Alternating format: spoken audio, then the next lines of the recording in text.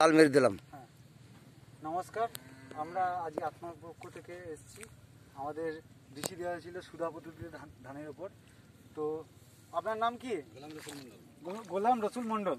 আপনার বাড়ি? রাধাকান্তপুর। তো উনি আমাদের এই সুধা পদ্ধতিতে চাষ করেছেন আর কি। তো চাষ করার ফলে পাশের জমিটা দেখুন একটু দেখান যে পাশের জমিটা কীরকম অবস্থা আর আমাদের এই জমিটা কী অবস্থা। দুটোর মধ্যে পার্থক্য আশা করি বুঝতে পারবেন। তো আশা করি পার্থক্যটা বুঝতে পারবেন যে এর গোছ বেশি ওর গোছ কম।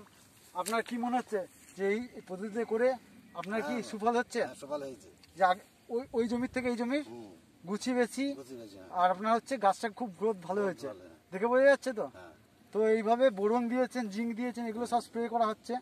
এটা প্রথম স্টেজে স্প্রে করেছেন, আবার কিছুদিন পর করবেন। তো এর জন্য আপনার আরও ভালো হচ্ছে, তাই তো? তো আমরা চাই এরকম করে আপনারা ভবিষ্যতে আরও ভালো করে করুন, ঠিক আছে? তো আত্মার পক্ষ থেকে আপনাদের সবাইকে স্বাগতম জানাই। আর এইভাবে আমাদের সঙ্গে যোগাযোগ রাখবেন যাতে আরও নতুন পোতায় একটা করে ধান চাষ করে। আর কটা করে ধান লাগিয়েছিলেন? একটা করে। তো একটা করে গুছি লাগিয়েছিলেন, তাতে এরকম গোছ আর পাশের জমিতে গোছ কম, তাই তো? ঠিক আছে, ধন্যবাদ।